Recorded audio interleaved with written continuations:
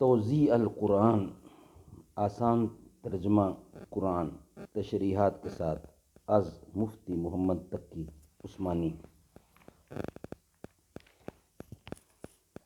صفحہ number 18، page 18۔ حضور صلی اللہ علیہ وسلم پر نزول وحی کے طریقے، یہ سبجیکٹ ہے ہمارا۔ اعوذ باللہ السمیع العلیم من الشیطان الرجیم، بسم اللہ الرحمن الرحیم۔ الحمد للہ رب العالمین، والصلاة والسلام علی سیدنا و مولانا محمد عبدہ ورسولہ، محمد خاتم النبیین وعلی آلہ واصحابہ اجمعین وعلی من تبعہم بإحسان الی یوم الدین۔ حضور صلی اللہ علیہ وسلم پر نزول وحی کے طریقے، یہ سبجیکٹ ہے ہمارا آج کا۔ حضرت صلی اللہ علیہ وسلم پر مختلف طریقوں سے وحی نازل ہوتی تھی۔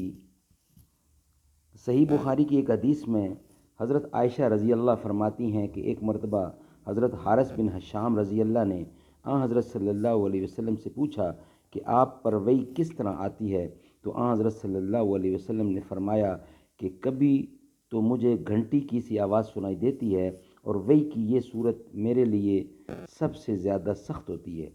پھر جب یہ سلسلہ ختم ہوتا ہے تو جو کچھ اس آواز نے کہا ہوتا ہے مجھے یاد ہو جاتا ہے، مجھے یاد ہو چکا ہوتا ہے، اور کبھی فرشتہ میرے سامنے ایک مرد کی صورت میں آ جاتا ہے۔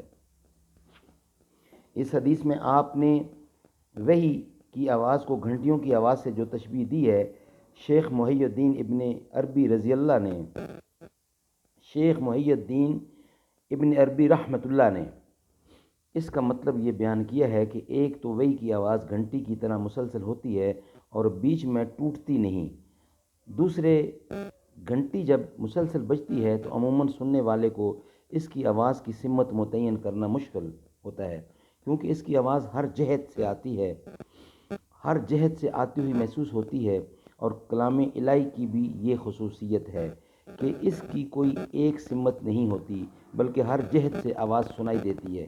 اس کیفیت کا صحیح ادراک تو بغیر مشاہدے کے ممکن نہیں، لیکن اس بات کو عام ذہنوں سے قریب کرنے کے لیے آپ نے اسے گھنٹیوں کی آواز سے تشبیہ دی ہے۔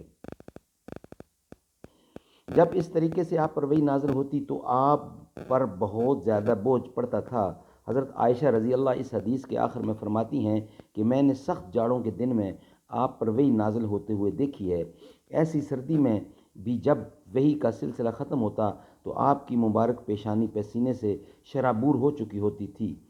ایک اور روایت میں حضرت عائشہ بیان فرماتی ہیں کہ جب آپ پر وحی نازل ہوتی تو آپ کا سانس رکنے لگتا، چہرہ انور متغیر ہو کر کھجور کی شاخ کی طرح زرد پڑ جاتا، سامنے کے دانت سردی سے کپ کپانے لگتے، اور آپ کو اتنا پسینہ آتا کہ اس کے قطرے موتیوں کی طرح ڈھلکنے لگتے تھے۔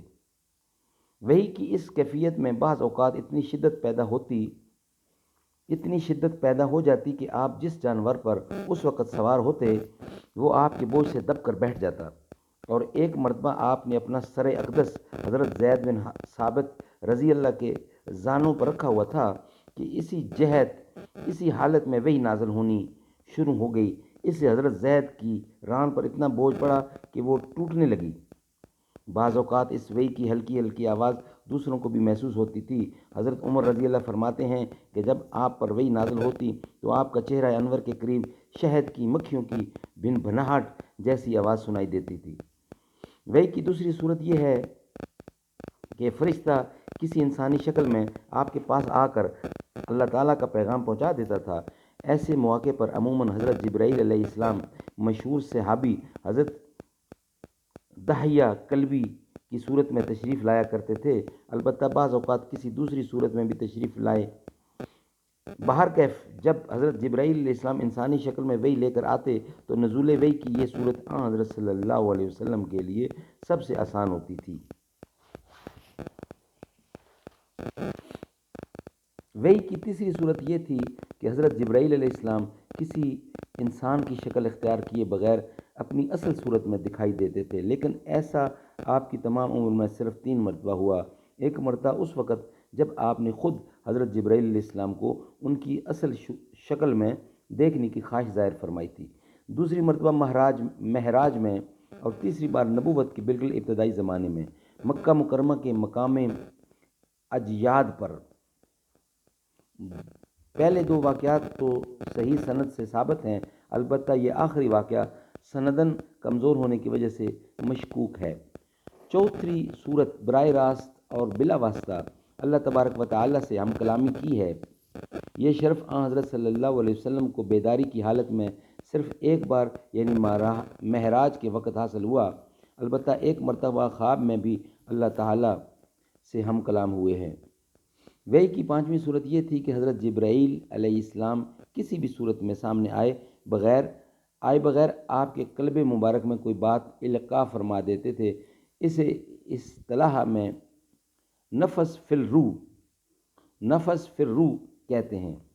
اللہ تعالی ہمیں اس پہ عمل کرنے کی، اس کو سمجھنے کی توفیق عطا فرمائے۔ صدق اللہ العلی العظیم و صدق رسولہ النبی الکریم ونحن علی ذالک من الشاہدین والشاکرین والحمد للہ رب العالمین۔